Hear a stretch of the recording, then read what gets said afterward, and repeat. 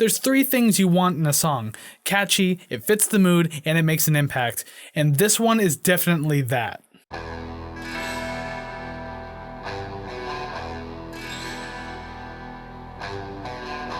Being born in 1989, I grew up in a household that practically worshipped the radio. Most of the rock music that you can imagine most boomer parents listening to back then was a daily occurrence. Eric Clapton, the Rolling Stones, Rush, David Bowie. This is just a small sample plot of the soundtrack of my childhood. There was one that I knew that my mom especially loved, and that of course was April Wine, and I'll admit it took me a little while to catch on to April Wine when I was young. Maybe certain singles that came on the radio just weren't doing it for me. Maybe their best tracks weren't being played on the radio. Who knows? As I approached my teen years, bands like that mostly became forgotten to me. I never forgot the hits and my parents never really stopped loving them, and in my later teen years, I would dive back into bands like that, something of a second chance or redemption arc. Not every band made the cut, but I did find some real gems in April Wine's discography, in the first batch of songs that got me into them. Listen Mister from their 1971 debut album stood out to me. Then the title track of 1973's Electric Jewels was a lot of fun to get into as well. A little later down the road, just by chance, I came across a song that, to me, was the strongest piece in their catalog that I had heard up to that point. That's when I found Silver Dollar.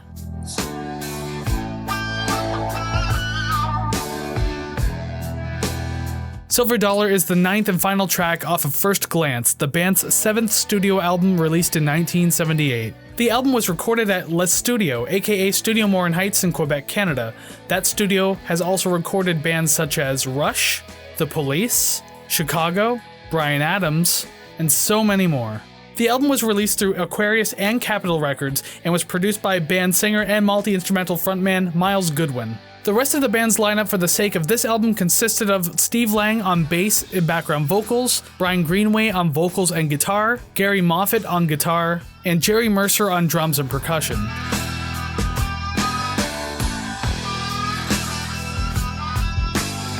Now, assuming that there's no hidden metaphorical meaning behind these lyrics, it tells a pretty straightforward story of a man who's about to be killed after a confrontation, something of a reflection in his final moments. Partially told from the perspective of the victim who's coming to terms with the idea that his life is on the verge of coming to an end, and partially through the perspective of the suspect, telling the victim everything he's lost in this moment and that it's time to go. There's no real indicator of a particular time frame or setting in this song, but picking up on certain lyrical hints, I can only believe that this song takes place in an older Wild West setting. Given that general idea of the song, it's a sad and dark tale to tell that really has no other context to go by. It's a simplistic story to be told, but it paints a picture with enough detail to be able to tell exactly what's going on. And given that this is the final song on the album, it's fitting for it to close out with a feeling of end and closure. And when it comes to this particular album, Miles Goodwin, who also headed production on this album, has said, this would be a true rock record with no soft rock or easy listening on it. This album was known to have some heavier tunes and some borderline cliche rock lyrics on it, but having a darker song like this just adds to that desire to want to have a harder rock album.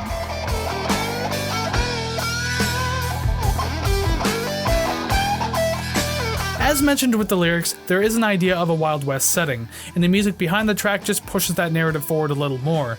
Now, we're not straight up given a country ballad, but there are touches of it sprinkled into the mix behind the bluesy rock setting. The layers of guitar have something of a desolate feel to them leading up to the pickup in the first verse.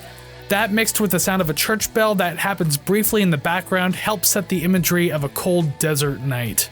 The drums and bass eventually kick in, which really brings forth that previously mentioned blues feeling to the track. Even the smaller licks happening behind the main riff really bring out that bluesy wailing quality that really gives that pleasing old school kind of sound. Moving into the chorus, the emotional nature of the lyrics are put on display with these wonderfully harmonized guitars and a playful bass line running in the background. But by this point, it's not just the bass line that's being playful, everything just tends to fit and feel really tight with each other. Despite the song being essentially built on a verse-chorus-bridge structure, there's so much happening with each layer that it just tends to captivate you and really pull you into the story. Even with the vocals having a slightly simplified and mostly subdued presentation are done to a T. It feels very deliberate with the way it's done as to not go overboard and capsize an otherwise highly impactful song. The biggest change-up comes in the bridge when we're stripped back to bright finger-picked acoustic guitars, soft rolling snare drums matched with the ominous church bell that we heard at the beginning, and Miles' mourning and sorrowful style of vocal presentation that really just helps push forward the imagery of the story's protagonists finally succumbing to their injuries. Following this, the song truly reaches a grand finale with an excellently crafted instrumental run of the chorus. The hard bluesy solo is well executed on top of a fantastic chord progression that continues to build and feel so grand and satisfying as it progresses.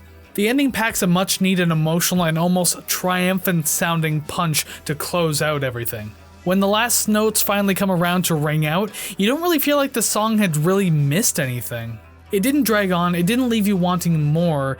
Instead, you're left feeling satisfied that you got a full and complete story that took you on a roller coaster over its 5-minute and 14-second runtime.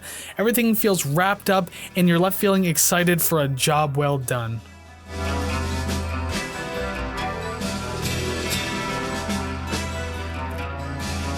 Within the world of classic rock, there are so many songs that are inspirational, impactful, and can stand the test of time. And as a matter of fact, many band and song names could likely come to your mind if I tend to ask you what your favorite might be, which you're free to do down in the comments below, by the way. It's kind of unfortunate that April Wine was considered a hidden gem, so to speak.